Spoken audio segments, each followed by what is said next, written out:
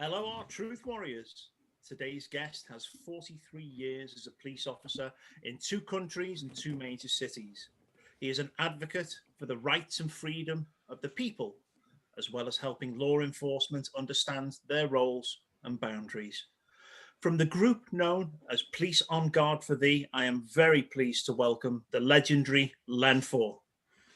Thank you very much, Chris. And I'm not sure what those legends are that you've been listening to. Hopefully some good ones in there somewhere. But it's all good. It's all good. Thank you so much, Len, for joining us today. We appreciate you taking the time for us. Thank you. It's a privilege to be here to speak on behalf of a group of very brave, active frontline officers that could see clearly what the situation was, particularly here in Ontario, and stood up for what they believed in, stood up for what they know is the right thing to do. I was just fortunate enough that my wife came across their Facebook page and said, maybe you should reach out to them to see if there's anything you can do to help. And that's what I've been trying to do since then, is to support what they want to do and help them in any way I can. Right. Yeah. So could you tell us maybe a bit about your background in policing and how you decided to come forward and get involved with Police on Guard for Thee? Yeah, certainly. I started my career in the Metropolitan Police, which is London, England. I served there for 11 years. I was working in the detective office when I resigned in order to emigrate to Canada.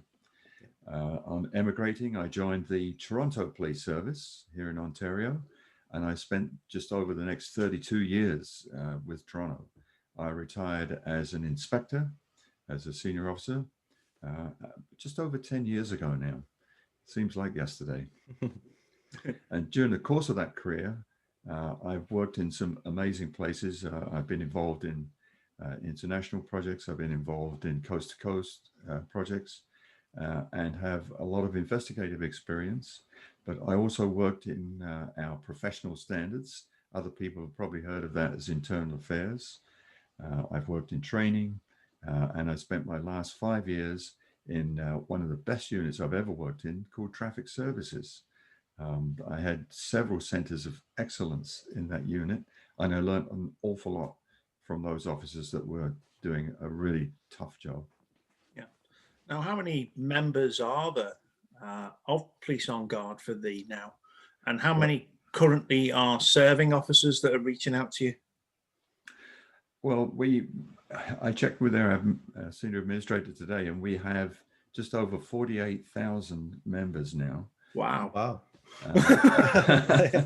And I can give you some other numbers, some of which, quite frankly, don't mean much to me. They probably mean more to my 6-year-old grandson than they do to me. But we opened up a website earlier this month. It's not been up very long, but the website to date in April has had 17,500 unique visitors, a total of almost 24,000 visits. 87,500 pages have been served, and just over 1 million hits, which means bots, pings, digital references, and backlinks. Don't know what much of that means, but it's a lot of people beginning to reach out to find out what the truth is that's happening, and also what they can and can't do within their communities. We've also transferred just under 100 gigabyte of data. So it's been busy, very, very busy, as you can well imagine. Yeah. Right now, we have an increasing number of active officers, those that are still working, still on duty. I'm not going to go into details. We have an agreement that their identities must remain closely guarded at this stage. We do have a civil suit in the very near future, and there is a probability that some officers will have their names attached to that civil suit. And as soon as their police services know about it, I have no doubt in my mind whatsoever that there will be reprisals. Yeah. So we are keeping those sort of issues close to home at the moment. Yeah. So that is that legal process is with constitutional lawyer Rocco Galati. Is he involved? Yes, in this? indeed. Yeah. Yes, indeed. Brilliant constitutional lawyer who's had an incredible amount of success. And as a matter of fact, I was chatting with him on Sunday, and he was telling us that in the history of Canada, a group of police officers suing the government, this is the first. It's never happened before. And he said, and it's strange that it's the first time that he's represented a group of police officers. Normally, they're the respondents. He's normally suing the government and the police service and so on. And he said, so we are cutting some new ground here. We're making history. But he views it as one of the more important civil suits that he's dealing with. They've all got their merit. Obviously, they've all got their importance. He said, but this really truly speaks to what Canadian society is all about. And it must be put back to the stage before all of this started, where we enjoyed the freedoms that are quite unique to Canada, and also the relationships that policing and our communities have enjoyed. Again, very different to most parts of the world. And we don't want to spoil that. We don't want to lose that. No, it certainly speaks volumes of what's going on around us right now in regards to that. Now, what is the general opinion from the current serving officers in regards to what they are being asked to do in regards to these enforcements? Well, Chris, we have to look back history. If you fail to acknowledge history, you probably won't understand the present. But in 1829, Sir Robert Peel created the first organized police service called the Metropolitan Police. That was my first service. And one of the phrases that he coined in order to explain the way that he wanted policing to unfold was that the police are the public and the public are the police. We, as the police, are merely doing stuff that the public knows needs doing. They want it done, but they don't particularly want to do it, but they want somebody there to get it done. And the credo that we work by is that without the consent of the public, we can't do policing. It has to be a communal affair, a community effort. And throughout my time, certainly in the East End of London where I worked, and in coming here to Canada, that's absolutely true. Everywhere where I've worked, without the consent of the community, we can't get anywhere. Yeah. So what's happening is that is still reflective within the police departments, within all police services across Canada. What we are seeing is that the people that work there, the men and women that are our frontline officers, are members of the public. And so if you look at the way that the vast majority of our public has been brainwashed, quite frankly, by fear, which, as we know from several hundred years of history, the easiest way to control a large group of people is by fear. And that's exactly what's being done. And some of those officers genuinely believe that they are doing God's work to try and halt this dreadful disease that's apparently killing millions of Canadians, in order to help alleviate this so-called pandemic. Well, there's another half that say, well, wait a minute. First of all, let's look at the reality of what we're dealing with today. And also, let's consider our oath and what the Charter of Rights and Freedoms is supposed to mean. So they're reflective of the communities that we live in. And you know from your friends, your neighbors, your families, that we've seen an incredible divide in our communities, an incredible divide in the police service, incredible divide in many organizations. I spoke to teachers, a couple of teachers live around the corner. They're divided. Nurses are divided, doctors are divided, and so police officers are no different. There are many. I know I've spoken to, it's funny enough, I spoke to two active officers today, that, like me, when this first started, they didn't know what we were dealing with. They were as concerned as everybody else. They were quite prepared to take whatever needed to be done in order to get it under control. But we've been dealing with this for 15 months now. This is not an emergency anymore. Emergency means something that's just popped up, that's just happened, and we didn't expect it. Well, we know what's going on now. It's no longer should be considered emergency. And so we are finding there are more officers that are starting to realize that what they're being told to do is not the right thing to do. I don't think we're at the tipping point yet, but I genuinely believe that we're going to be getting there. Yeah. And we're certainly finding that by those that are reaching out to us. Yeah, Chris and I, before we got on the show, we were talking about a quote, and it was, "There's nothing more permanent than a temporary government measure." So, and I don't know if you've heard that before, but it seems quite telling for what's going on right now. And it just seems that once they get that power over the public, that it's hard for them to let that go. I mean, we're just here in Nova Scotia, and I mean, we basically have next to no cases for the population. It's like maybe 5 a day, 10 a day, and they keep renewing the State of Emergency Act. And like you just said, to me, there is no emergency here at all. So, right. So to me, that's very telling. I'd like to ask you about the charter of the Canadian Charter of Rights and Freedoms. Now, it's my understanding that the charter supersedes any kind of other government measures like the Health Act. And am I right in that, or what's your understanding of it? Absolutely. In 1982, when Pierre Elliott Trudeau was our Prime Minister, our Constitution was patriated from Great Britain, meaning that we were officially, finally, a total standalone country, entitled to pass our own laws, make our own decisions, fight our own battles or not, as the case may be. And within the Constitution, it was recognized that the Charter of Rights and Freedoms should be entrenched there to protect those rights and freedoms from a powerful democratic government. That's why it was put there. It is the number one law of the land, and every law must be held to the Charter of Rights and Freedoms, even within the Emergency Measures Act, and even within Ontario and each province, I'm sure. In Ontario, it's the Emergency Measures and Civil Protection Act. It says right in the act that anything that they do, any act that they pass, any regulation they pass, must be taking the Charter of Rights and Freedoms into consideration.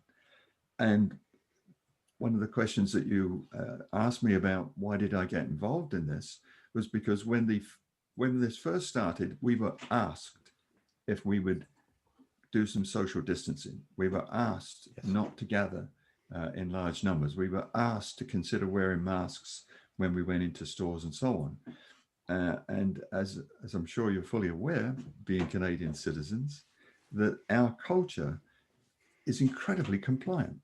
Yes. We've never had the issue of needing to be ordered to do anything before.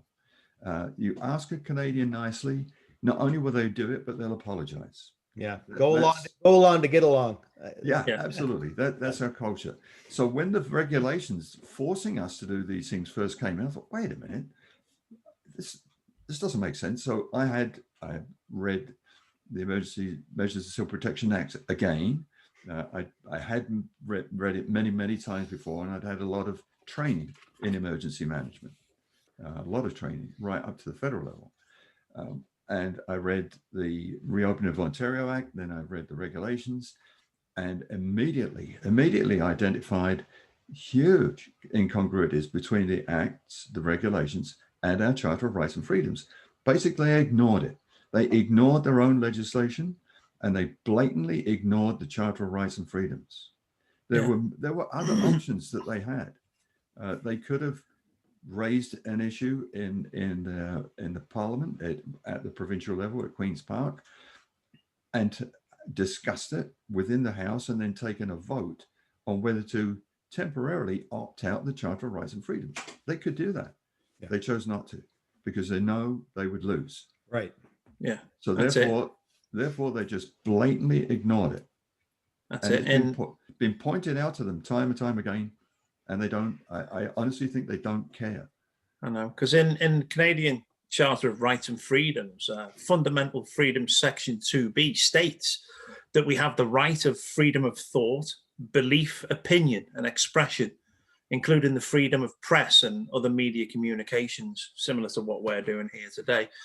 Section C also allows for the freedom of peaceful assembly, similar to what we're seeing with the protests and people speaking out. But we Yes. are seeing a contravention to this, these rights being removed, and the censorship of media and the censorship of news, and also the arrests of people within peaceful assemblies. I mean, it amazes me how they can get away with this, knowing that this charter stands in place.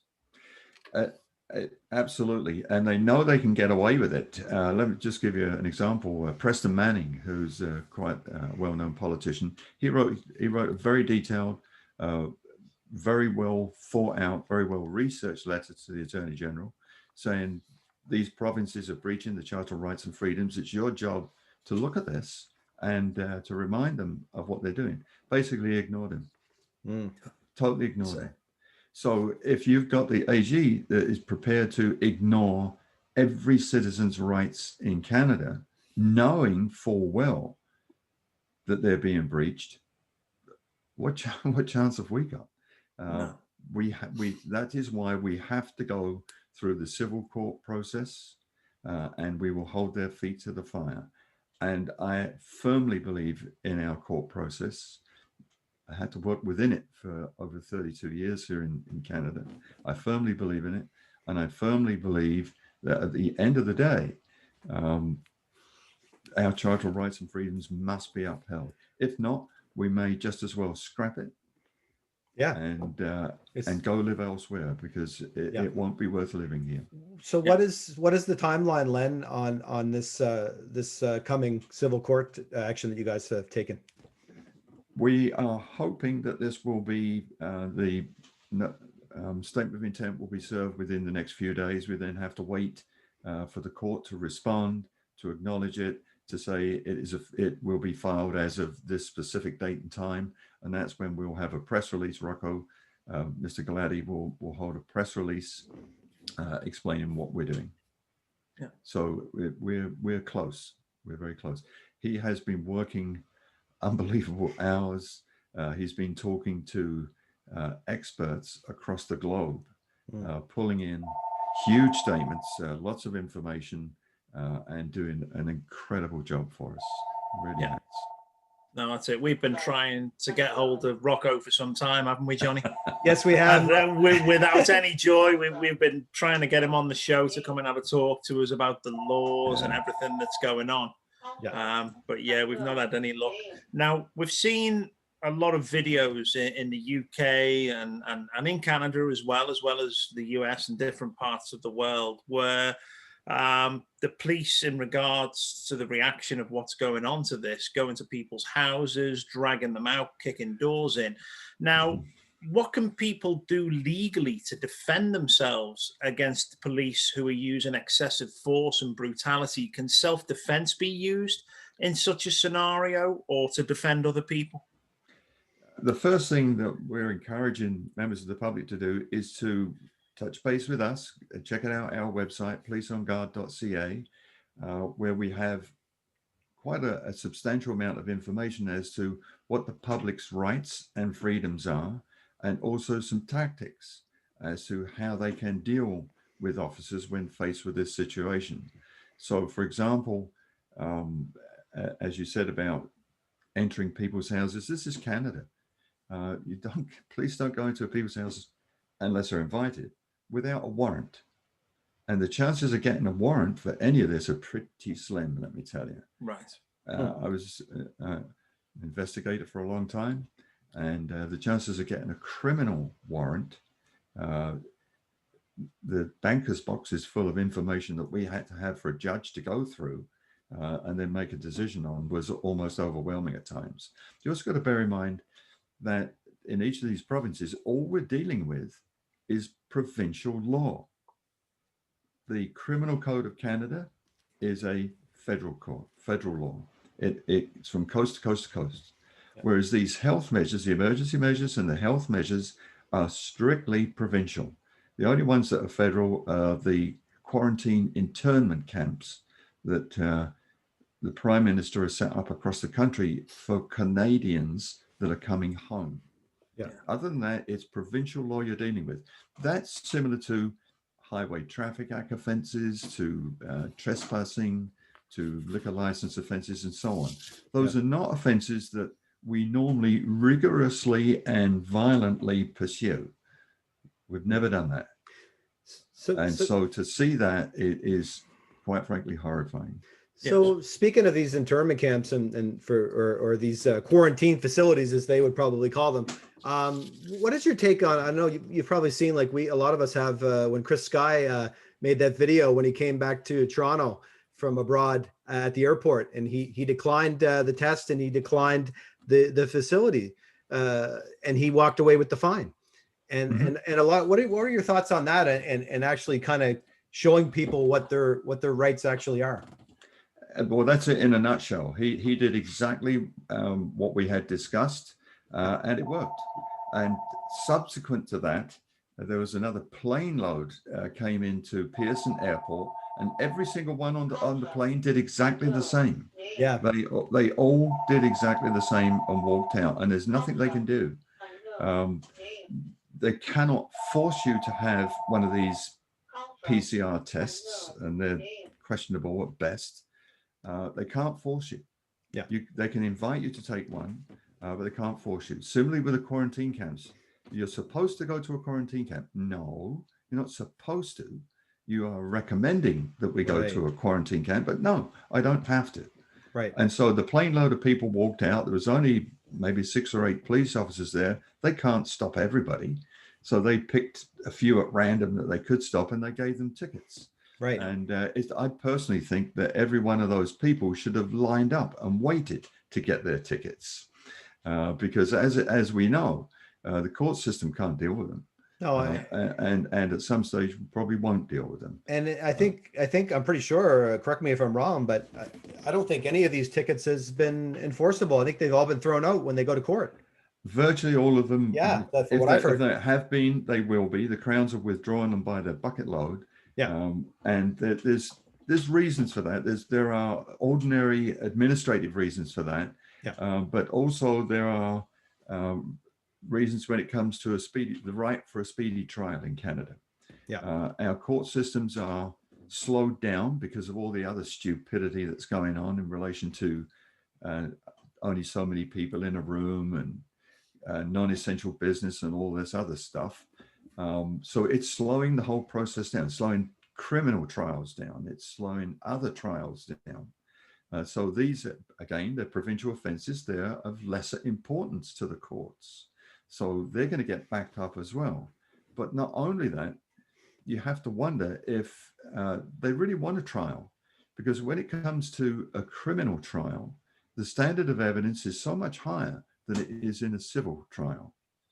And therefore, if the defense want to take along experts, and if the defense want to ask people certain questions, then it's going to be a lot more of a challenge for the Crown to be able to defend it.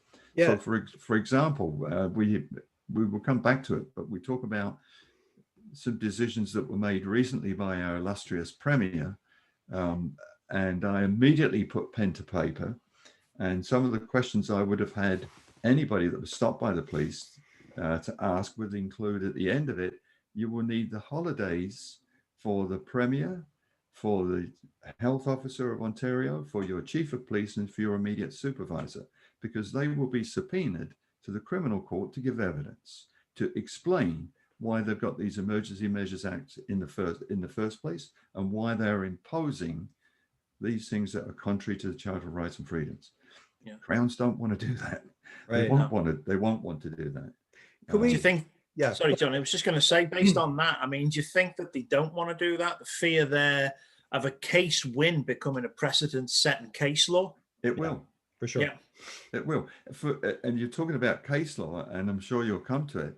But when our Premier said the police are going to stop people to ask them where they're going, the immediate response from virtually every chief of police in Ontario is, no, we're not going to do that. And it actually didn't make the media, but the reason they're not going to do that is because we have a Supreme Court of Canada case decision prohibiting the police from doing that. Yeah. It's as simple as that. Yeah. So this Premier, whoever has been advising him, I think You should be failed to read their history. Remember about talking about history? Failed to read their history. Research what you can and can't do. But if they'd have done that in the first place, we wouldn't be in the situation we're in now. But I mean, how bad does that look for Doug Ford? I mean, the egg is all over his face. I mean, now I'm going to ask you this. You know, I know there's a lot of people from Ontario that are going to be watching this. But do you feel that he may be removed before this is all said and done? I mean, I think he'll probably be forced to resign personally, but I'd like to know your take on it. Unfortunately, those brave politicians, and I use that word advisedly because I've come across virtually none in my entire career, but those brave politicians that chose to at least ask him to enter into a conversation right at the beginning of this, all they did was say, we need to talk about this. Right. Yes, we've got our current senior health official who's saying this, but our previous senior health official who just retired is saying, no, we shouldn't be doing that. They wouldn't listen to him, wouldn't even talk to him. Right. Wouldn't talk to anybody else other than those that were giving him the direct, say this, Premier, and don't say anything else. Yeah. And so it's now going to be very difficult. The only people that are left there are what we used to refer to as yes men. Yes. I don't know. I don't see any opposition. Well, at Queen's Park, there's only 3 Liberals in opposition, and of course they're in bed with Trudeau, so they're not going to. Yeah, not going to raise any issues, I mean, they're not very conservative in my eyes as far as Doug Ford. You think he'd be kind of standing up for freedoms and stuff, but he's gone like lefty left. Like, yeah, and I'm surprised. I knew both him and his brother in Toronto, not personally but professionally, and they were great community people. They really were very much involved in their communities and very concerned about their communities. And I'm so sad to see the position he's put himself in now. He should have handled this quite differently. He should have opened up the discussion, and there would have been plenty of people that would have said, "Well, lockdowns actually don't work, but if you want to try it once, let's see what happens, and let's see what the spin-offs are. Let's see what the end result of that lockdown will be." But no, they didn't. And even after the first lockdown, when the results of the studies of the lockdowns around the world started coming in and made it painfully obvious that the lockdowns are far, far worse than anything we're facing with this virus, right? He still ignored it. Right. Still ignored it. And then we go to the third one again, and he ignores it again. And what's the definition of insanity? Right? You said it. You said it. Keep repeating it and not getting it. I mean, you do the same thing over and over again and you expect a different result. I mean, it's not going to happen, right? No, I mean, it's ridiculous. No. Yeah. No, but it's also, I don't understand it. As you say, you're in the maritime provinces. You don't have an issue. You don't have a problem. When the second lockdown was imposed on us, bless his cotton socks, our mayor here, Jim Watson, sent a letter to Ford saying, "Whoa, wait a minute. Here in Ottawa, where we're fairly separated from the rest of the province, it's 5 hours to Toronto from here, fairly separated from the rest of the province, our numbers are well down. We've got everything under control here. By your standards, we've got everything under control." And I don't know if you're aware of it, but Ford at the time was in Montreal at a press conference. And he said, "I don't want to see hordes," that's his word, not mine, "hordes of Quebecers flooding into Ottawa." Right. And taking the virus there with him. How ignorant. Yeah, How ignorant. The man has no idea what Ottawa is. Ottawa is 3 cities. It's the city of Ottawa, Gatineau, and Hull. And the other 2 are across the river in Quebec. And the vast majority of people, you see the bridges this morning, the vast majority of people living in Gatineau and Hull work here in Ottawa. Right. They're always going back and forth. They're always. Yeah. And we've all got friends and relatives both sides of the river. So for him to say that just told me how little he knows about his capital of his country, but also one of the major cities in his own province. Right. And the way he dumped all over Watson was just unprofessional. Yeah. I remember seeing an interview with Ford, And I showed it to the wife and I said, look at this. I said, who's this guy think he is? And he had this black jacket on with like these badges on the shoulders, almost trying to look like he was some kind of police law enforcement. He looked like somebody that works security at the mall. That's what I was joking about it. Paul Ladd. What's that? No, Paul or Mall Cop. Mall Cop. Yeah, he looked like the mall cop. Yeah. But you know, that set aside with the power that people think they wield with this, do you think now within the police we are seeing a generation of police that tend to have a more aggressive and non-empathic psychological profile compared to the time when you served? No, I don't see that. And I've been talking here in Ottawa with frontline officers at protests that I've been attending. Yeah. And I'll be honest with you, no, I'm not seeing that. I've wondered about that when I've watched videos, and it seems to be the younger officers that are being the more aggressive, and the older officers are stepping back, taking a step back and thinking about what they're doing. Yeah. And part of that, of course, is the pressure that is being put on those officers. And the older officers are a bit more understanding of what those pressures mean and what they're going to do about it, or mostly what they're not going to do about it. Whereas the younger officers are a bit more impressionable, and they feel they have to do this. And as I said earlier on, a lot of them genuinely believe that this must be done because of the fear that they are suffering from, the same as everybody else. Yeah. But when it comes to, in many ways, Chris, when it comes to the selection and hiring of younger officers today, they're a lot more rigorous than they were when I joined. Let's put it that way. Yeah. It includes psychological testing and so on. And so I think I'm quite pleased that the level of, certainly the level of education has to be higher. And the screening process is much more rigorous than when I joined. Yeah. And again, working up until 10 years ago, working with brand new officers and younger officers, no, I felt that they were, in fact, probably more empathetic than we were when we were younger officers. Let's put it that way.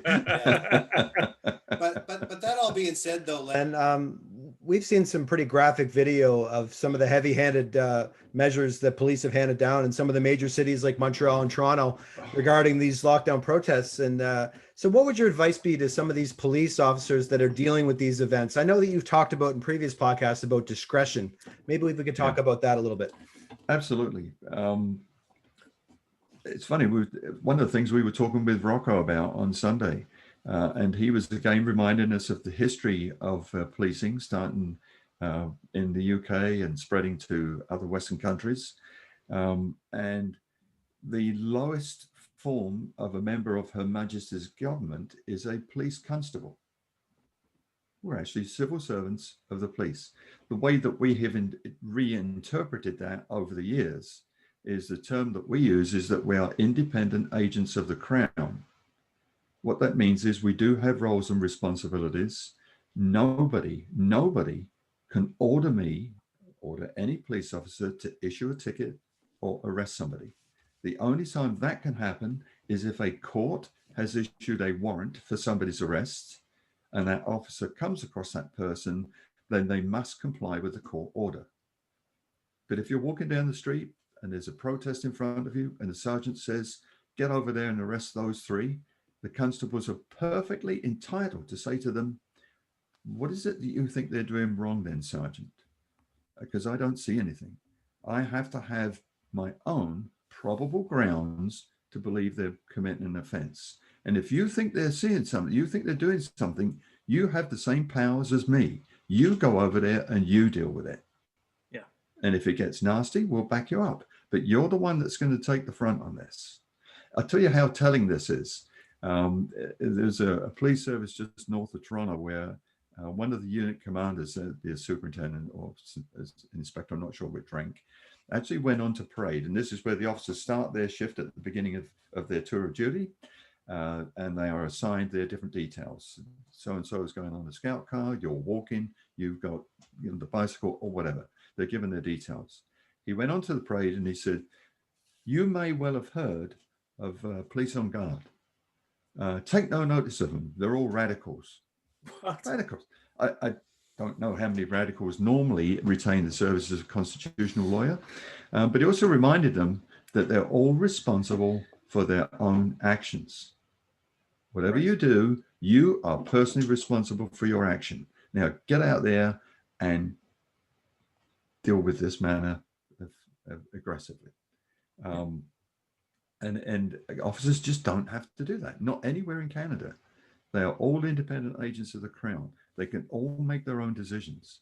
We're going to be facing a situation this weekend in Niagara region, and you need to keep your eyes on the media to see what's going to happen there, because the protests there have been getting larger and larger, and I think the police are going to probably ramp up their response to this as well. Yeah. What happened in Montreal just blew me away. It is the very start of a very peaceful protest.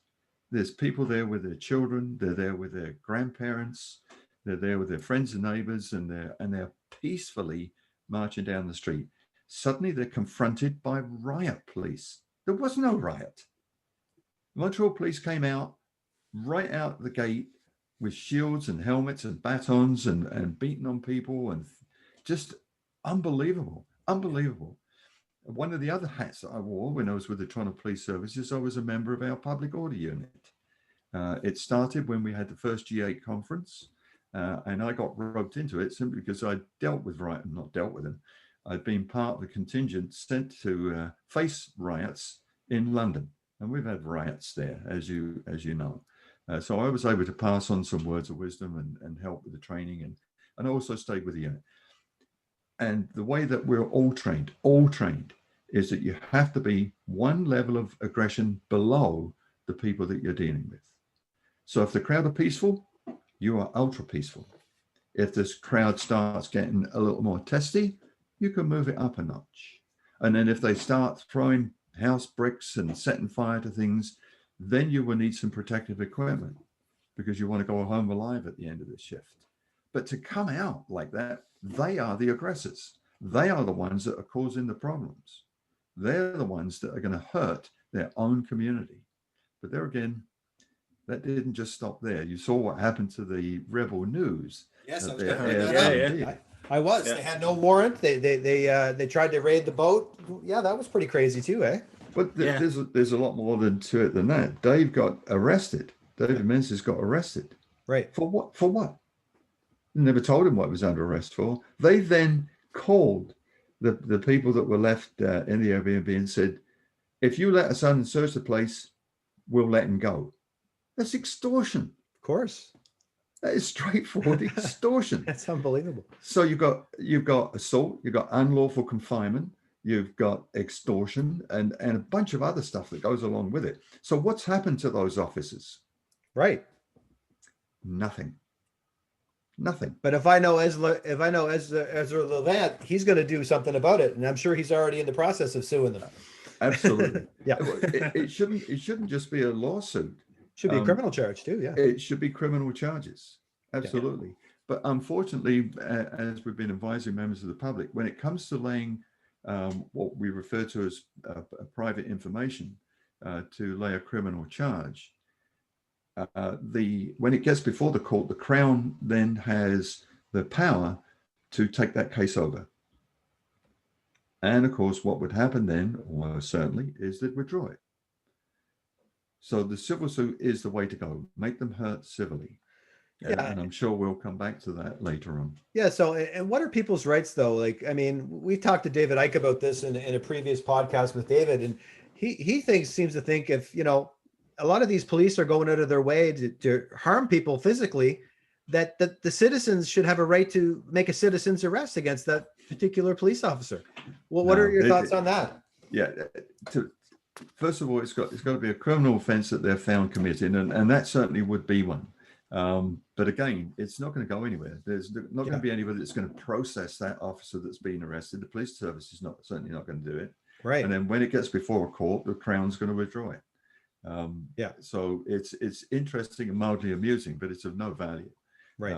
In fact, all it will do is antagonize the police even more. Whereas what we're advising everybody is remain calm, be polite, speak softly, If you speak softly, take a step back, relax, Sure. take a deep breath, comply with most of what the officer is going to ask you, and that will disarm most aggressive officers, especially if they know they're being videotaped. Yeah. Right. We've all got these wonderful gadget phones today that that you can videotape anything in a heartbeat. Videotape everything. Stand back and get it from 3 or 4 different angles. You've seen, and I've seen some amazing footage from police aggression that is going to come back to haunt those officers.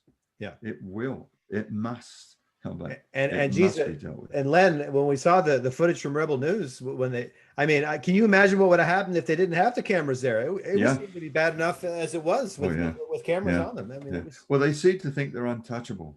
Yeah. You know, we're the Quebec police, we're big city Montreal cops. We're untouchable. It's got to come back to bite them sooner or later. It's got to, because I don't care where you are in Canada, that type of policing is not tolerable. It is not. Our citizens neither deserve nor need that type of aggression. Again, I come back to what I said earlier on. If you ask a Canadian to do something politely, generally they'll comply. Sure. However, what we're telling people now is because of this, you need to know more about your rights. You need to know what police can and can't do. We've never had to know that before because we've trusted the police. We've trusted our government. We've trusted those in power and those people that can help us make those right decisions. Who are you going to trust now? And that's dreadful. That's awful. No, it's terrible to think that, but you're right. It is. 100%. It is. Yeah. When we were talking then about the citizen's arrest, I mean, can a citizen's arrest be carried out on members of government? Obviously, for the acts that they're putting out there, if the police fail to act, because basically, if the police are under oath and they should be standing up against the tyranny for the people they serve, and they're not actually going in and arresting. I mean, you look at things that Trudeau has done himself in regards to the SNC Lavalin stuff and the money that has been taken from certain foundations to family members. You know, these people are clearly breaking the law, but the police are not going in and arresting them. Would a citizen's arrest ever be possible in a scenario like that when they're trying to tackle against the blatant crimes that are recognized yet ignored? No, in a word, absolutely not. Again, that's why the civil process is the route to go there. However, let's bear in mind that at some stage we get to vote. Yes. And we can only hope and pray that those politicians that do get returned are not those that are there now. And they look at this, back at this situation, and there is no statute of limitations on this. And they say, okay, now's the time to start the investigation onto what these people did. Now's the time to get all of our evidence together and hold their feet to the fire. Yeah. And I sincerely hope that that happens. If that happens, I will come out of retirement and help with those investigations. Yeah. Because we need to do that. We need to tell these people they can't stomp all over our rights. They can't ignore what's happening in front of them with the terrible repercussions of these emergency measures and get away with it. They can't. Yeah. And we must not let this continue, and we must not let it happen again. And the way you do that is by taking down the head people and by sending them to prison where they belong. So that being said, Len, do you think there's a good possibility that there could be Nuremberg type trials for crimes against humanity for what has been done here with these COVID-19 measures? Well, right now, no. And let me explain why. Because any of the issues such as Nuremberg offenses, crimes against humanity, and so on, can only be instigated by the Attorney General of Canada. Right. He's part of it. So what's he going to do? Stand up against the wall and put the gun to his head himself? No, he's not going to do that. Yeah. Absolutely not, which is why we're going to have to wait for another government to look at that and possibly consider that. Yeah. Again, having said that, there's an absolutely brilliant lawyer who has licensed both in Germany and California, Rainer Fulmick. I don't know if you've heard of him. Yes, I have. Yes, yeah. He's Yeah. the brilliant lawyer that took down Deutsche Bank. Yeah. He also took on and beat Volkswagen with the fraudulent fume issues. Oh, the He's also- Dieselgate scandal. Yeah, the You've got- emissions. you've got Yeah. it. Yeah. Yeah. With emissions, and he's also dealing with the biggest shipping company in the world, and he's going to take them down as well. He has already started again civil lawsuits, but the result of these civil lawsuits could well end up with criminal charges, maybe even in The Hague at Human Rights Court there, against certainly people, leaders in Europe, but he's also filed in the US and Canada. Ah, Wow. Okay, I didn't know that. This Yeah. guy is a heavy hitter. I would like to have had him as one of my crowns. he is brilliant. He put together a team of brilliant lawyers 8-9 months ago now, maybe longer, and they interviewed thousands of people, experts, and he has put together a case that is going to be amazing. It's going to be phenomenal, and you can just check out his website. Just Google his name, Rainer Fulmick, and he has quite a detailed explanation there as to what he did and what they're going to do. And he won't stop. He will not stop. it's always He's a good. force to be reckoned with. Now, why do you think the police took the knee for the BLM protest, which became violent in most districts? And do you think that they could eventually, turn up and show the solidarity for the people they are here to serve and protect in this current situation? I am quite frankly disgusted that they did that with the Black Lives movement. Not that there's anything wrong with the concept of what that movement is all about. Yeah. It is not a necessary entity in Canada. We don't have that level of issue in our Canadian societies. We just don't. Part of our oath is to remain impartial. How can you remain impartial if you're now standing there alongside saying, yeah, we believe, the impartiality is gone. The whole Yes. essence of your oath, you've just broken. The whole reason for policing remaining independent is now gone. That was a terrible, terrible decision. That was They were pressured into it. outrageous. You think they were pressured into it? The chief was on his knee. The chief was, I saw it. I couldn't believe it. Yeah, he wasn't tying his shoelace, was he? And again, I think to myself, if I'd been standing there, I'd have been the only senior officer remaining standing, looking around. What on earth are you all doing? Get up. Yeah. Remain impartial. Yeah. You're here to serve and protect those people that are demonstrating, as well as those people that perhaps do not agree with them. That's not your job to do. It's not your place to do that. And it would be inappropriate, to answer your other part of your question there, Chris, it would be inappropriate for police officers to suddenly say, right, we are marching with you because we believe in what you're doing. That's not their job. Yeah. We had a protest here in Ottawa on Saturday where I attended on Parliament Hill. We left Parliament Hill and we took to the streets. We marched along Wellington, we marched down to Bywood Market, then we marched to City Hall and a couple of other places, and then back again. The police did not march with us, but what they did do is they very kindly did their job of making sure that we were safe when it came to crossing intersections, and they held the traffic while we walked through red lights, and they allowed us, they encouraged us to do that, and they held the traffic there, and the citizens, every single one of them I saw in cars were beeping their horns and waving and no issue whatsoever. And then once we got in the market, the police disappeared completely. Then when we started to move again, 2 officers on bicycles turned up to help us just get back to the route that we were going on. Yeah. No issue whatsoever. On Parliament Hill itself, the term policing is somewhat of an anomaly, but it's under the responsibility of the Parliamentary Protective Services.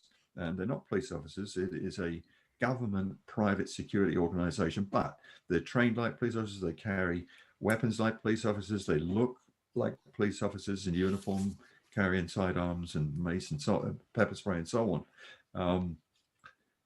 Again, I talked to many of those while I was standing around and chatted with them, and several of them said, if I wasn't here in uniform today working, I would be standing in the crowd with you, because they see what's going on. They rub shoulders with the Ottawa Police Service all the time. The Ottawa Police Service, when we have these protests, they sit in a couple of vans outside on Wellington. They won't come onto the hill unless PPS invite them to do so, because there may be somebody that they can't deal with. So the Ottawa Police Service will come up there just to escort that person off. And I asked them, well, what are your roles and responsibilities when it comes to emergency measures and these regulations? I see that some of you are wearing masks and some of you are not. And he said, we've all been told that's strictly a personal choice. We will not be ordered to wear them. We will not all be ordered to take them off. It's entirely up to you whether you do or don't. Yeah. And we are not to enforce any of the emergency measures. That's not our place here. Our place here is to make sure you're safe. And if anybody gets out of line, gets unruly, to escort them off the hill. They were put in place, if you recall, when it's horrific, when a militia, a volunteer was killed at the cenotaph by a domestic terrorist, for want of a better term. And that man then wandered into our government buildings, our parliament. Yeah, I remember that. Yeah. And it was the sergeant at arms that had to draw his weapon and shoot him. He was a retired RCMP officer. Yes. And incredibly brave man, incredibly brave. So as a result of that, where they had two different security services, one for the lower house and one for the Senate, they said, no, we have to have some proper protection here. So they passed a federal law which created PPS. Yeah. But when it comes to demonstrations and so on, we see such a variety of things happening across the country. In Vancouver, the chief of police there has gone public and said, we've looked at these emergency measures that have been handed down by our province. And whilst we accept that they are provincial legislation, I am not ordering my officers to enforce it. They have the discretion to do so if they wish, because the law exists, but they also have the discretion to not do so if they don't see anything wrong. He was vilified by the media. The Minister of Health wanted him fired, which police service board can't do because they must not interfere with police operations. And he didn't say anything wrong. He merely called it how he saw it, and he called it absolutely 100% right. Yeah. And then when we had this stupidity come in this weekend of giving police powers to stop people while they're driving around or walking around, one of the first to say, no, we're not doing that, was our chief here in Ottawa, Pete Slowly. I mean, he knows his law. He knows his job. Together with the chief of police in Toronto, said exactly the same. And then others started following suit. Right. And it's just sad to see what happened in Montreal, and it should never happen. Yeah. Never happen. Now, I'd like to tie that in with another story that was a big story in Ontario this week, over the weekend, I should say. This Sergeant Paul Brown, I believe his name is, from the Peel Police Force in Mississauga, that was caught on video hugging some of the anti-mask, or whatever you want to call the anti-lockdown, protesters from that gym there. Now, what is your take on him? And have you reached out to him in any way, or has he reached out to you, or is that something you can divulge, and what are your thoughts on what happened there? Well, let's talk about the incident itself first of all. He was sent along there with a group of his officers, the constables. Yeah. And when he got there, he looked at the situation and he used his discretion and he said, okay, well, you can all leave now because this is just wrong. Yeah. What we're doing here is wrong. That's caused not just using his discretion. he was following his oath of office. Yeah. He was doing what he believed to be right in his heart, and he knew in his mind that he had the legal grounds to do so. What he did was no more than we demand of every police officer in Canada to do. Why would they suspend him? Politics. Of course. Yeah. It's as simple as that. It's politics. Never, ever in my career, 43 years of policing, and I was in professional standards for a couple of years, never have I ever known of a police officer being disciplined because he used his discretion. Yeah. It may well be that, okay, maybe that's the wrong spot for him to be working. We need somebody else there that's going to take a different view.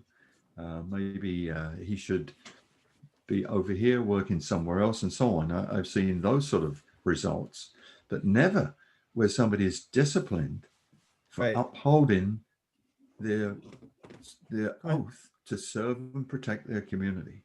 Right. And to do it impartially. And that's what he's doing. Right. If the health people want to go along there and say what they have to say, and the owner says, I want these health people off my premises because I've asked them to leave, I've told them to leave, and now they're trespassing, the police job to go there and escort those people off the premises. That's the job. Right. But that didn't happen. Nope. It didn't need to because the sergeant was there, and he made that very, very correct, very brave decision to do that. Right. And I mean, it wasn't his fault. I mean, I know the joy of the moment for the people that were there, and the lady, was so overjoyed she hugged him. And of course, that's no fault of his own either. When someone hugs you, you hug them back. I mean, that's a natural human reaction in my absolutely, in my estimation. Yes, as you say, it's a human reaction. Yes, and you may not see it all the time, but yeah, we're not seeing it enough now. That's for sure. Police officers are human too.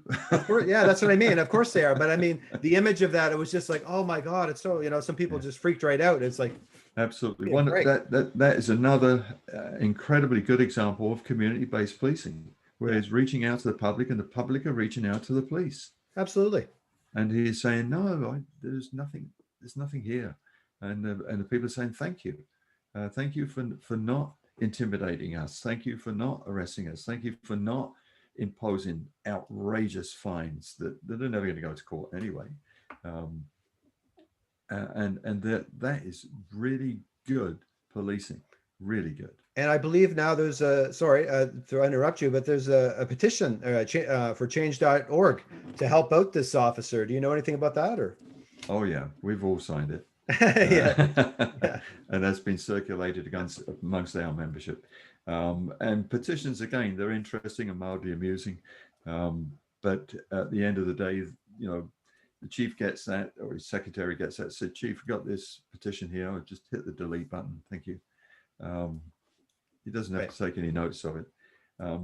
Where it become important is members of his community in Mississauga, and I'd reach out to every citizen that lives in Mississauga, lives in Peel region, to write to their chief of police, write a letter to their chief of police in support of Sergeant Brown, and say, he's doing what we wanted him to do.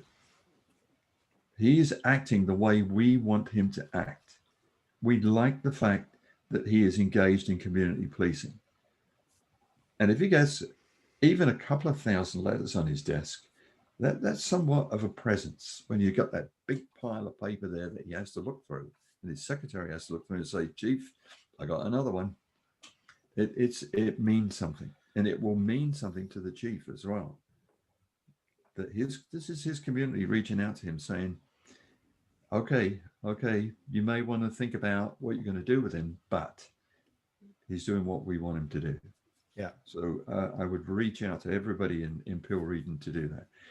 I mean, you don't have to live in Peel region to send those letters to that chief, but it means more. Now, I tell you now, if Hazel McCallion was still there, right, you would have seen a different story. I lived in Mississauga for many years, and I got to tell you, as a resident of Mississauga, we had on many occasions said, if Hazel wants to be mayor 4 years after she's dead, we'll still vote for her. Absolutely. Canada's mayor. Yeah, for sure. Absolutely, longest serving mayor in the world. And, Yes. and she was brilliant. But she would not have put up with that. So, yeah. Len, do you think the Adam Skelly, the owner of Adamson's Barbecue, had the right to open? And are the costs of the police operation really payable by him now? Yes, of course he had the right to open, because all these lockdown measures are, again, contrary to Charter of Rights and Freedoms. And when it's tested, I have great faith in our court system. And when they are tested, they will be found to be unlawful laws. And is it payable? Again, that comes down to a civil process. He will fight this civilly and he'll win. Because he didn't invite the police there. There was no need to send all those police there. It's a complete, utter overreaction. As a matter of fact, what had started here was when the health authority first ordered his place closed, and they used the police as their strong arm in order to do that. I just happen to know that there were officers there who totally disagreed with what was being done. And when Adam said, well, is it okay if I go around the back and go in the back because I've got stuff to do in there? They sort of looked around and they said, well, nobody's one. Yeah, of course you can go in there. Unfortunately, he sort of let them down a little bit by breaking through the wall to get into the main part of the restaurant. Yeah, I saw that footage, yeah. Yeah, which was unfortunate for him, but also unfortunate for the officers that had let him in. But again, that's one of those human reactions. You know, the police don't want to see people going out of business. We love going to restaurants, the same as everybody else. Why would you want to shut them down? It achieves nothing. Go to Costco, go to Walmart, wall to wall people, all rubbing shoulders, all within, you know, elbows reach of each other. And now I saw a picture of a restaurant from a friend of mine that was in a restaurant in Kingston. They've got sheets of plastic hanging up between the tables. And they will only allow 4 people to a table. And the virus is dangerous when you walk in and you've got to wear your mask. But as soon as you sit down and your food's put in front of you, you can take your mask off because it's not dangerous anymore. Right. No, I know. Yeah. It's a very intelligent virus, as you know, though, right? Super. Just like in Quebec, where when the curfew was first imposed, it was 8 o'clock. You were safe walking down the street at 7:59, but 8 o'clock, the virus became even more viral. But then that through scientific study, they found it actually wasn't dangerous until 9:30. Oh, but good. More recent studies have shown that it actually was dangerous at 8 o'clock, so they put it back to 8 o'clock. Right. And then a few days later, they ended the whole thing. What? Yeah, well, that's it. I know. Well, the recent numbers show that there's been no increase in deaths in Canada based upon a year-on-year statistic. And in view of this, should we be seeing the lockdowns and the measures for something that proves to be no pandemic by terms? Again, one of the other hats I wore whilst I was in the police department, in the police service in Toronto, was in our intelligence services. I was in charge of our tactical intelligence unit. And then from there, I was seconded to the Criminal Intelligence Service Ontario, where I was in charge of our strategic intelligence unit. I used to teach tactical and strategic criminal intelligence. I'm not a medical person by any stretch of the imagination. I've got my first aid. I can perform CPR, but that's about my limit. But I can read numbers the same as you, Chris, and I can join the dots. When I used to teach intelligence analysis, this was looking at organized crime, and I can join the dots.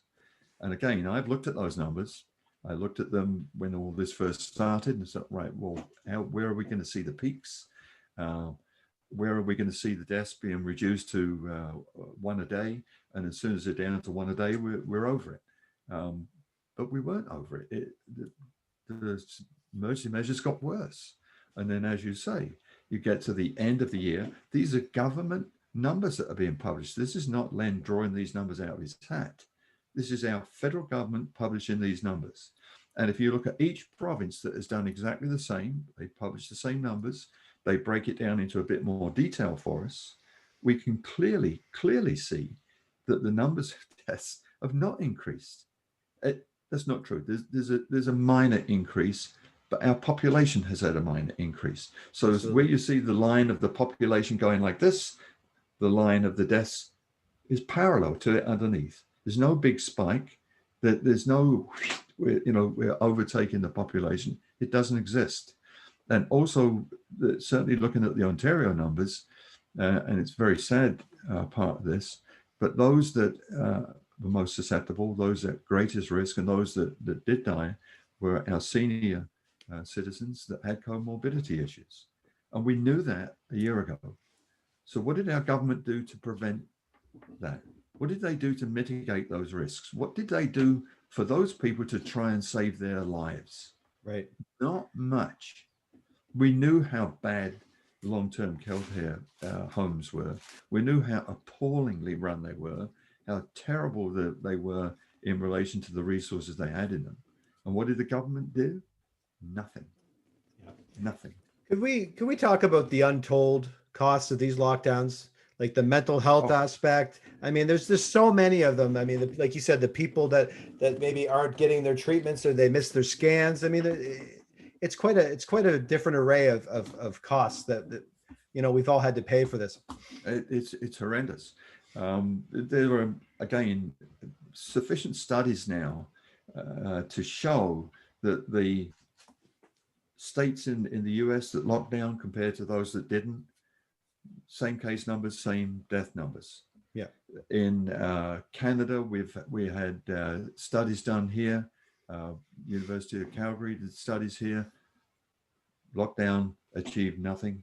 In the EU, the UK as compared to Sweden, it's about the same size population, about the same density as population. Sweden didn't have lockdown, the same number of cases, the same number of deaths per capita. Lockdown achieves nothing in relation to mitigating or getting rid of this virus. Nothing.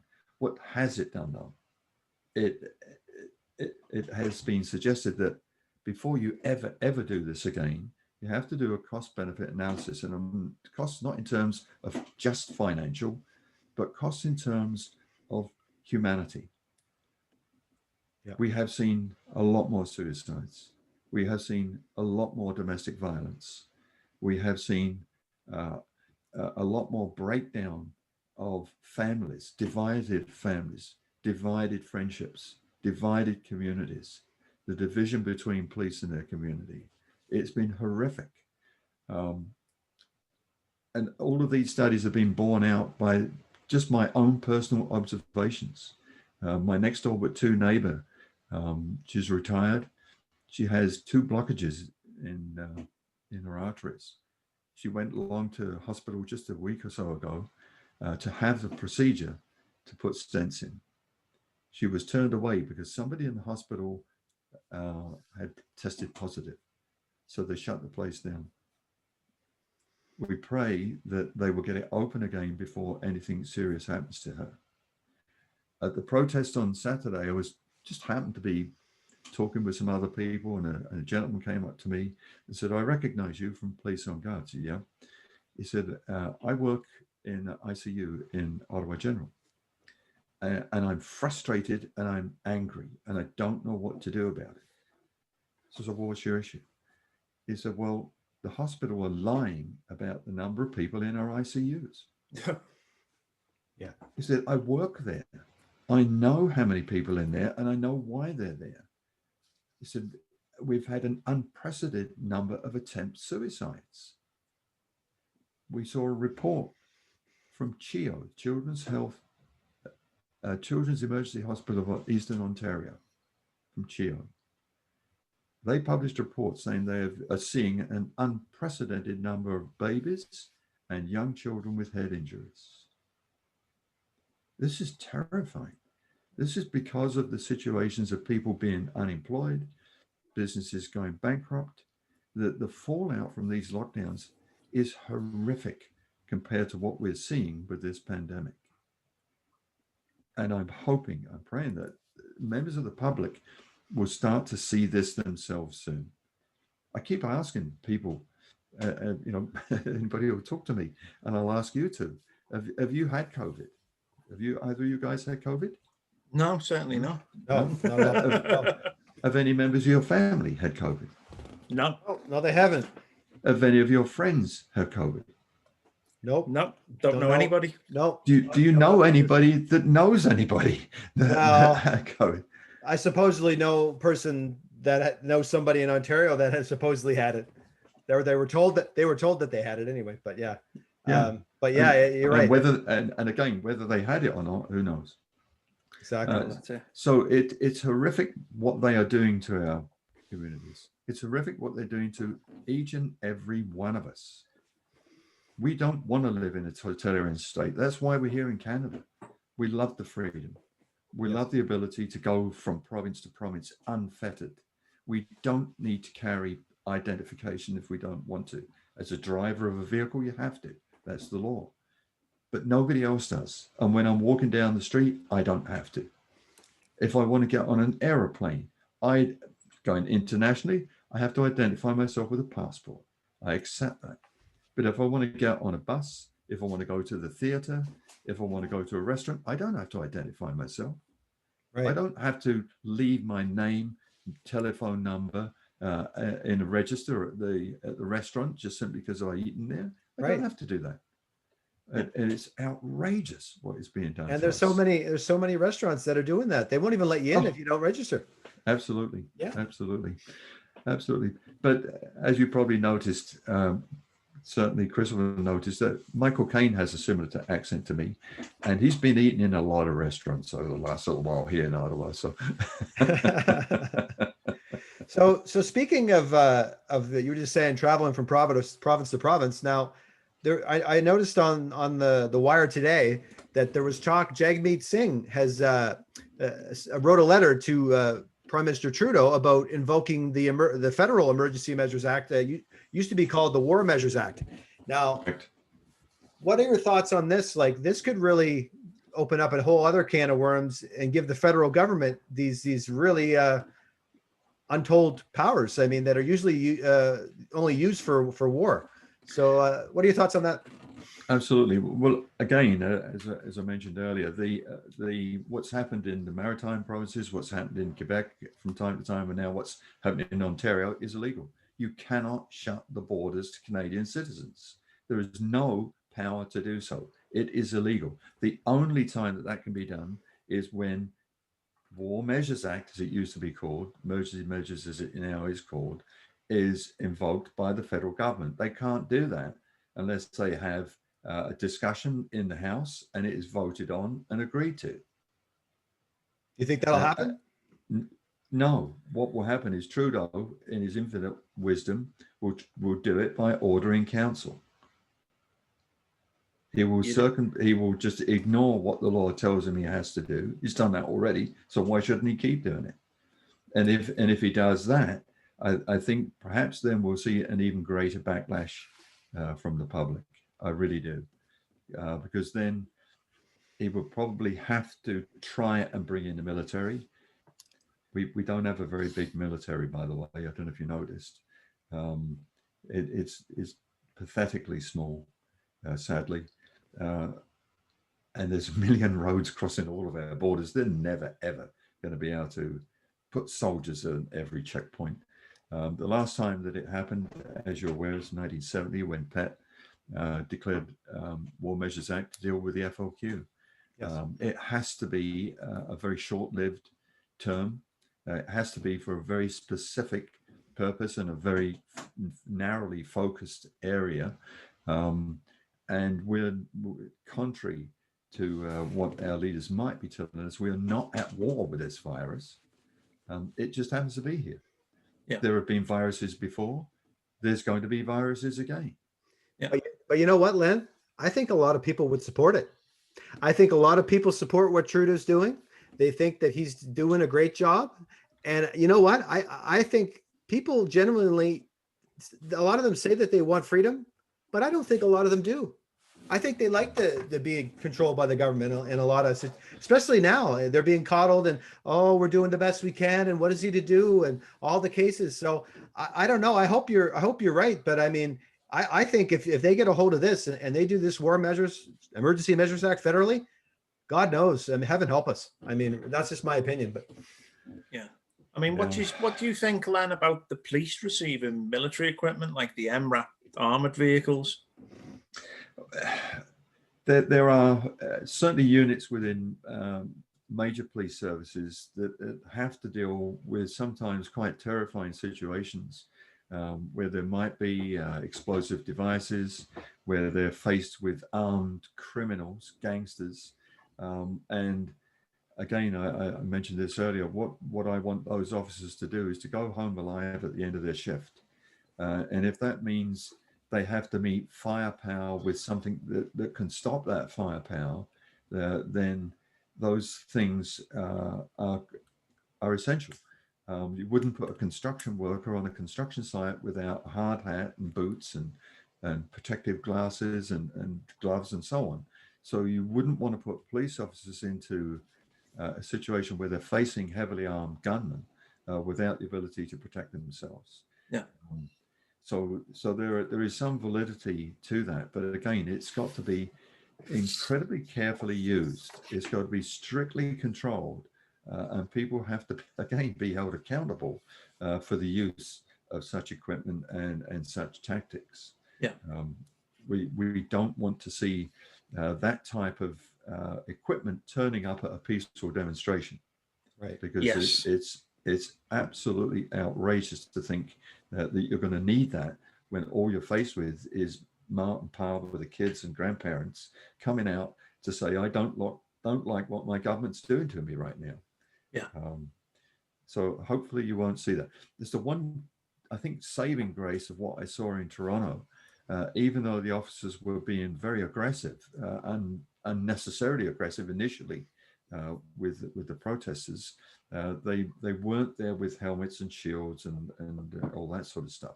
They were just in their day-to-day working uniforms. Right. What was sad about that, though, was, and it's again something that shook my head, I couldn't believe, that as on one occasion, the people that were protesting what the government was doing to them were being quite viciously dealt with by the police. There was another protest taking place in Toronto at exactly the same time. And these people were quite rightfully, quite lawfully protesting about the destruction of what they felt should be designated as historic building, a foundry. Yeah. There was a city councillor there. There was the leader of the Green Party. There were 2 MPPs. And do you know how many police officers there were there? None. Because Yeah, they weren't needed. They weren't needed there. It was a lawful, peaceful demonstration. Exactly the same lawful, peaceful demonstration that wanted to take place in Dundas Square. These people weren't there to wreck the place. They weren't going to set cars on fire and cripple police officers. They just wanted their government to know they're not happy with what they're doing to them. Yeah. So again, it's that singling out of anybody that challenges the government narrative, and that's where we've got to stand fast. We've all got to stand fast. We've got to stand up and say enough. Yeah. Yeah. I'd like to ask you your opinion here about what kind of advice you'd give to people that don't want to comply with wearing the masks for whatever reason. Maybe they have there's a lot of people that have medical issues with the masks and anxiety issues or whatever the case may be. Are their rights being violated if they refuse to not put these masks on, in your view? Absolutely. Yes, they are. Even within our current emergency measures regulations, the Reopening of Ontario Act talks specifically about premises, shops, stores, businesses being required to post signs that people should wear masks when they're coming onto the property. However, people do have exemptions, and those people that do have exemptions or claim exemptions must be treated the same as everybody else. Right. I use the analogy that if somebody comes into your store with a wheelchair, are you going to prohibit them from coming in? Right. If somebody comes in with a seeing eye dog, are you not going to let the dog in? If somebody has come in and they've got a different skin color from you, are you not going to let them in? It's called discrimination. Yes. And so what we're advising everybody is you need to get the police there. and you need to tell the police what their job is, because most of the officers initially had no idea. They were dealing with them as if they were trespassers. They're not trespassers. Right. It's a public store. It's open to the public, and unless you're behaving in a manner that is contrary to what everybody else is expected to behave there, you're tipping over baskets and knocking the oranges down and so on, and you expect to leave. If you're not doing that, you're entitled to be there and shop, and the officers have to recognize that, and Right. they should know that the Reopening of Ontario Act allows people in there that are exempt from mask wearing and can hold the owner accountable. The owner can be charged. Right. I was just going to ask you only about that. Yeah. Yes, the owner can be charged because now they are breaching the Reopening of Ontario Act. Not only that, the citizen that is being improperly dealt with can complain to the Human Rights Commission, because the Right. Human Rights Commission are the one that sets the standards in relation to the wearing of the masks. Right. Now, I know, sorry to interrupt you for a sec. I know each province has its own rules and regulations. We're considering this. I know in Ontario, they actually do have a medical exemption. I believe you can get one from a doctor. But here in Nova Scotia, there is no such thing. It's if you, basically, it's on your own merit. If you say that you have a medical exemption, then they're not allowed to ask you why. And yeah, that's part of it. Yeah, that's exactly the same from coast to coast. Okay. They cannot ask you to prove what that exemption is. Right. If I say I've got an exemption, I've got an exemption. That's the end of it. We had a civil case here in Ontario just recently where two citizens that live in a condominium cannot wear masks, and the corporation, the condominium corporation, sued them and said, you must wear masks. And you cannot go into common areas. You cannot use the elevators. You cannot come out the parking lot unless you're wearing masks. So the judge quite rightly said, one of the plaintiffs here has produced to me a medical exemption. Her husband doesn't have to. The fact that he says I am exempt from wearing a mask has to be accepted as Right. I don't have to wear a mask. It's as simple as that. And he upheld their right to get out the car, to walk through common areas, to take the elevator or the stairs to their floor and not have to wear masks. He, in my humble opinion, and he's a judge, I'm not, he erred when he said, however, they shouldn't go into the common area. They shouldn't be posting signs telling people what their rights are.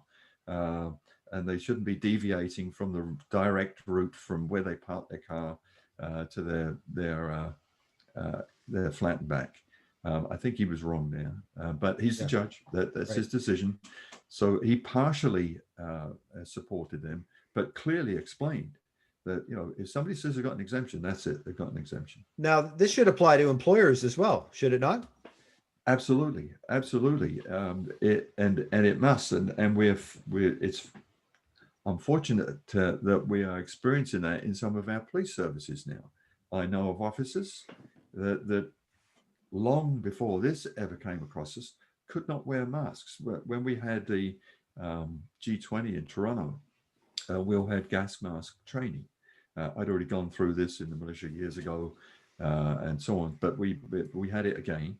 And there were a number of us said, it's just I cannot wear a gas mask and bus and do I have to tell you? No, you do not have to tell me why. If you can't do it, you can't do it. That's the end of it. Right. And we will find other work for you to do where you will not be in a position where you will need to wear a gas mask. And that's the way it has to be approached. It has to be approached that way. Not only is it the law to do that, but it's the human thing to do. It's the right and ethical thing to do, to support people that are incapable of doing all these things. That's just the right thing to do. Yeah. And it is becoming even more prevalent with this stupid mask stuff. Now citizens are challenging people that are not wearing masks. That's right. You don't got to worry about the police. The people will police it themselves, don't they? Yeah. Yes. The pressure of that, right? Yeah. I was part of a panel discussion recently with Rocco, and we were joined by Dolores Gilmore from Ireland, and also Stephen Morthouse from BC, and Dr. Byron Brindle, who's a scientist working in Guelph University. And if you haven't seen it, he did a demonstration in relation to the use of masks. I got to tell you that the other members of the panel here, we had to put our microphones on mute because we were laughing so much with his. I haven't seen that particular one. I'll have to see that. Oh, you have to see it. It is, and I would urge everybody to see And it. they should all see it. And I would urge everybody to consider just exactly what he was trying to explain in relation to the use of masks. Yeah. And he said, I'm not going to comment one way or the other. I'm just going to do this demonstration, and you draw your own conclusions. And it's painfully obvious what the situation is with masks. And I've read other comments from people that work in laboratories where they are prohibited from wearing a mask in the laboratory because of the danger of bacteria being caught on the inside of the mask and the person re-inhaling it. Yes. And it's just mind-boggling. What this whole mask. Well, we know why they're telling us to wear masks. Got nothing to do with COVID. No. So, Len, I've seen a few times where citizens have simply said that they do not answer questions when a police officer has approached them, and the police just walk away without continued force. Is this some kind of assertion of rights that determines that no deal or contract can be concluded between them? Absolutely. We had a situation up until not very long ago, just a few years ago, where police officers could stop anybody in the street and ask them their name and address and what you're doing and where you're going and so on. The colloquial term for it was carding. And that's because what the officers would do was fill out a little card with that contact information that would go back to the police station. That would be given to somebody in there. And at one stage, and that's another hat that I wore, I was what was called a divisional crime analyst. I was the first one in my particular division, in 51 Division, which was in the middle of Regent Park, Jamestown, Cabbagetown, tough area. I was the first divisional crime analyst there, and I would get these cards in. And they were very helpful to me because it then, from that, I was able to see who was associating with each other, who was at a certain place at a certain time. So if we had a particular crime committed, I knew where this person was in relation to that crime and so on. However, there was a decision that the police should not be allowed to do that. And Ontario Police Service Act, Ontario Regulation 58/16 actually prohibits that type of interaction when dealing with crime.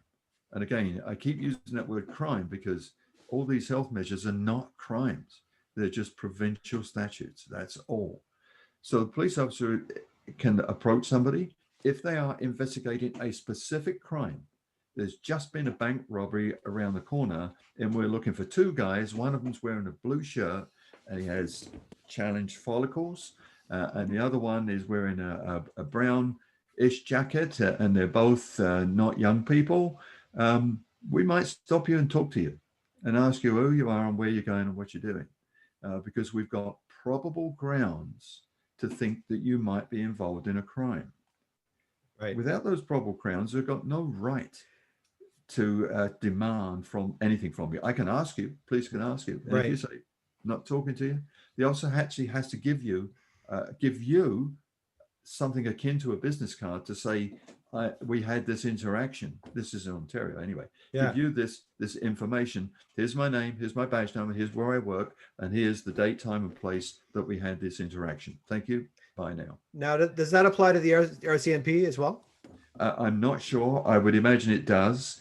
The RCMP are responsible for contract policing in our provinces. Yes. They're the sole policing in our northern provinces. But those contracts, I'm sure, would include something very similar with those regional authorities. Yeah, I can verify that. It hadn't crossed my mind before. Yeah, because most of the policing, and except for like in the major city of Halifax, would be, and a few of the towns would be RCMP in the rural areas. Yeah. Yes. Yeah. Yeah. Because Len, is it right? Because I believe that the police are actually registered as a company. and the laws that they enforce in regards to that, so the likes of the RCMP, are actually subject to contract between both parties. No, it's not a contract. Again, we are agents of the Crown. Right. We are here as at the request of the Queen. She's still the Queen of Canada, and we're here at her request to do what her citizens would like us to do, and that's why you look back to history. That's why it was explained to us that we're the lowest form of civil service. So we're not a private organization. We're not incorporated. We're not a company. Yes, we have contracts between the workers and the bosses, and the boss in this case would be the police service boards. They are representatives from the city, generally includes the mayor or the region, together with elected officials and some other members of the community that are in high standing. And that police service board is responsible for setting the mission and goals of the service, for the standards that they should achieve, for hiring and firing the chief and the deputies, and for entertaining contractual negotiations between the various associations, which are like a union, but we're not allowed to have unions, but they negotiate on behalf of the membership for salary and benefits and so on. But other than that, we are subject to the law. Each province has its own equivalent thereof to what's called the Police Service Act, which is a provincial legislation, which clearly sets out what our job is, what we can do, what we can't do, who we're answerable to, what the public can do in relation to things they see or experience from police hands that they don't like. They can complain about what they can do and so on. And it talks about terms of office, how officers can be suspended, and the disciplinary process is very similar to any other labor relations law, where it can range for anything from reprimand to dismissal. The only thing within the Police Service Act is incitement to disaffection, and then there could be, if convicted at a provincial court, there could be some couple of months of jail time, but that's never ever been used and never will be. You'd never prove it to start with. But other than that, no, we're not incorporated. Again, every officer is an independent individual agent of the Crown that makes their own decisions based on whatever probable grounds they can form, and they are each liable for those decisions and whatever actions they take. Yeah. So I think we're going to start to wind things Down here, Len. Before we go, though, I'd like to ask you, what are your thoughts on how this is going to play out over the next year? Is there going to be more lockdowns and these vaccine passports? Or do you think that people will finally take a stand and say enough is enough? How do you think this is going to play out? I don't think we've seen the worst of it yet, and I'm horrified to say that. I never ever in my wildest dreams thought in Canada I would see pastors put in jail for following their faith and looking after their congregation. I never thought I would see churches being seized and fenced off where the congregations can't get there. I never thought I'd see province to province borders closed. There's an awful lot of things that I never thought I would see. I could, in my wildest nightmares, I could never have envisaged what we're facing now. And I'm horrified to think that we haven't seen the worst of it yet. I think at some stage, our federal government will get worse in relation to trying to control the public, and will just continue to make life more miserable and more miserable and more miserable. And as you said, Johnny, I don't hold out a lot of hope that the vast majority of the public will see it. Hopefully there will be a tipping point. Hopefully there will be enough of a pushback. And again, I have to keep that faith in our court system. Yeah. Because without that, we've got nothing. Right. There's not much left for us to do, and there won't be enough of us to do it. Right. And that's why, like Chris and I, we're putting our necks out on the line here too. We've decided to, that we've seen what's going on and we don't believe it to be right. So we decided to do a podcast and decided to speak out and talk to people like yourself about these issues. So I hope we're wrong. I mean, I hope that common sense will come back and people will kind of take a serious look at these issues. But I guess only time will tell. So before we go, I'd like to ask you, where can people find you online to get the great information that you guys provide? It's called policeonguard.ca, and it's just up here on the wall. And you guys are on Facebook? Facebook, Twitter, Instagram, other things that I've never heard of before, quite frankly. Right. But it's all there. We have a special thing on Tuesdays, which we refer to now as Question Tuesdays. Anybody can ask us a question at any time through our contact information, and we will do our utmost to get back to them. But on Question Tuesday, we try to get an instant response if we can. Sometimes it's a question we go, oh, never thought about that before. We need to research that, and it may take a while for us to. But we'll let you know that we'll get back to it. But we do get back to everybody. We do respond to everybody.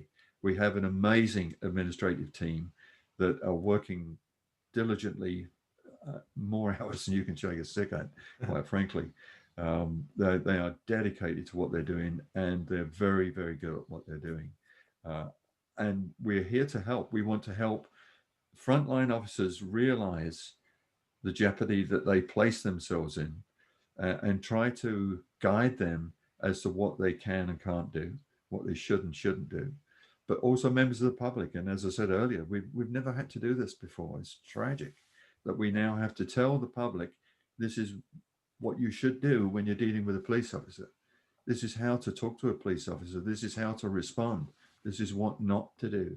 Policeman knocks at your door, go to one of your windows and look out the window a crack and say, what do you want? I mean, that takes me back to my days in the East End of London, Chris, right? Yeah. What do you want? Yeah, what do you want? Yeah. And have you got a warrant? If you haven't, get off my property. Yeah. And it's terrible. That is terrible. We've never had to do that before. Right. There's been times when I have, here in Canada, I have a search warrant and I've had to go to the door, and we do what's called a door knock. Nobody answers. We'll go in, because the warrant allows us to provide in. The warrant allows us to do that. And then there's other times where I don't have a warrant. I knock at the door, I talk to people, and they say, no, we're not talking to you. Shut the door on my face. I've got to go away. I've got to leave. Yeah. Every single police officer knows that. They know what they can and can't do. That's drummed into us right from day one. So if these emergency measures do come in from our federal government, you may see his abilities to suspend that habeas corpus, suspend those. That's what worries me. That's what worries me. And that's what should terrify everybody. Yes. I think we talk about the public, about the vast majority of them not thinking that their government's doing anything wrong. I think there is a large number of people that sadly can clearly see what's going on, but are horrified at the thought that this is happening. They're terrified of what's going to happen next. And so they stick their heads in the sand and they say, this has just got to go away. Yeah. Please let this go away. I don't want any part of it. They won't stand up, but they won't criticize. Right. But they won't gladly go along with it, but they'll just hope it goes away. Right. And that's dreadful. I know. Chris, do you have anything further for Len before we go? No. As I say with Len, all we can hope here is that justice and truth will prevail, and that the boundaries between the police and the public can be repaired, and we can all get back to how it should be in regards to how the police and the public interact, and form this bond of allegiance, and at least have stuff like what you're doing and the interview today here that gives people the confidence that some of the police, and I believe it's around about 50% of the police are against the measures now. Would that be a fair number to say? We're getting there. We are certainly getting there. We're not at the tipping point yet, Chris, but we know. Again, it's that sampling, right? We can look at a particular service and say, okay, this is how many contacts we've had here, and if we can extrapolate that across the rest of the province, this is what we're looking at. Yeah. And even those that are tasked with doing this, we have this stupidity hoist upon us, whereby we're not supposed to be leaving the province, or people are not supposed to be coming in. I got a text at about 6:15 this morning telling me what's happening on our bridges between Ottawa and Gatineau and Hull. And the Ottawa police are on the inbound side. And what they're doing is they're stopping people. Good morning, sir. Where are you going? Going to work. Thank you. Keep going. And it's just slowing everybody down, but they're not issuing any tickets. They're not turning people away. They're not, they're there. And then I found out later in the morning, speaking to an active police officer, these are all paid duty officers. This is going to cost the city a small fortune. Right. There's at least 30 of them at any given minute that are being paid a minimum of 3 hours at first constable rates, doing these pay duties. This is going to cost a small fortune. There's none on the outbound, I hasten to add.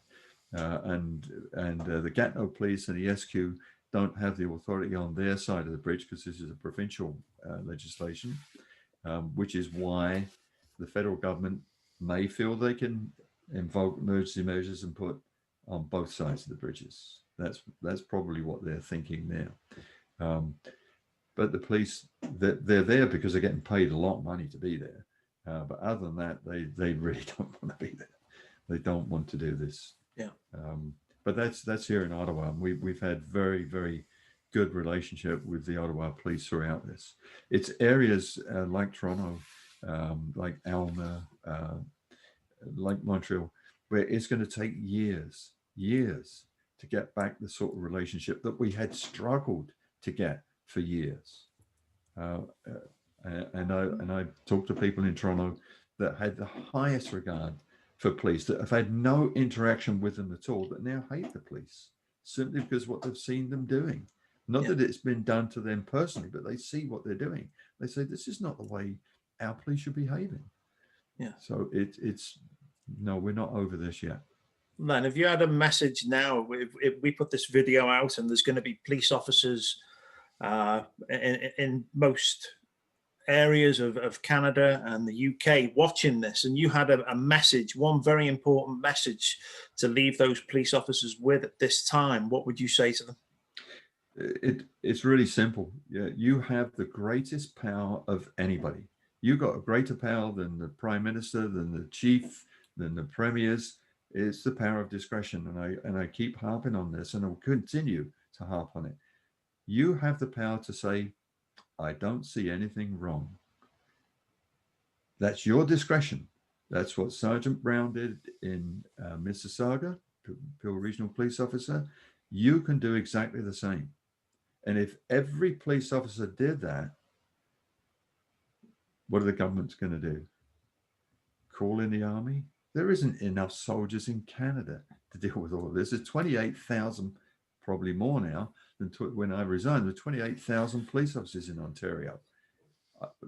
We haven't got that. If you put all the soldiers, sailors, and airmen together, I don't know if we got that many. I don't know what we got. Probably not. Yeah. But that's just Ontario. It needs a groundswell of police officers to stand up and say enough. Yeah. Because without the police, there's nothing they can do. We've seen in European countries, we saw in Italy, northern Italy, where every single restaurateur in a particular region, and there were, I don't know how many, 20,000, they all said we're opening. Right.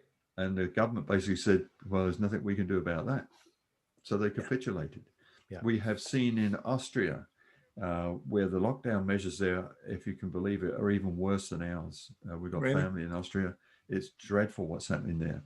We have seen the police walking with protesters, where the police put their shields down, took their helmets off, left them there, and walked with the protesters, because they're suffering the same as everybody else, and they're saying this is ridiculous. This is enough. And we need that to happen here. And at some stage, again, I pray that it will happen. We're seeing more and more active officers reaching out to us. There's got to be a lot more that don't want to reach out to us, but certainly feel the same. And it's when they start dragging them out, the detective officers, and dragging them out of other places and putting them back in uniform and putting them on the street, and them saying, "Oh, this is not what I signed up for. I don't believe in any of this." Then hopefully then we'll start to see the tide turn. Yes. Len, listen, I can't thank you enough for joining us today. I think it's been a great conversation, and I know people will get a lot out of this. It's fantastic, and we support what you guys are doing, and we'll continue to support what you're doing, and we'll. I know our audience will really enjoy this podcast. So thank you so much, and thank you both of us for the opportunity for Police on Guard to talk to you and to talk to your followers, your audience. We're trying to reach as many people as we can, and to ask them to engage in this same conversation with their families, engage in the same conversation with their neighbors, with their friends, with anybody that will talk to them, and just open the dialogue. It's not confrontational. It's just open your eyes. Check things out yourselves. Go to the government websites and look at these numbers. Go to these places. Go to these universities and see what results they're coming from their studies. I mean, these are brilliant people that are doing these studies. And under any other circumstances, our governments would be clambering all over them to get these results. Why are they ignoring? Don't cherry pick the research. Just look at all the research, right? All of it, absolutely, in its totality. But thank you so much. We really appreciate this opportunity. Yes, no, it's been a pleasure. Absolutely. Been a pleasure, Len. And like we say here, love one another, believe nothing, and question everything. Absolutely. And that's a wrap for today. Thank you very much, guys. Thanks very much, Len. Thank you, Bye Len. now. Bye. Cheers.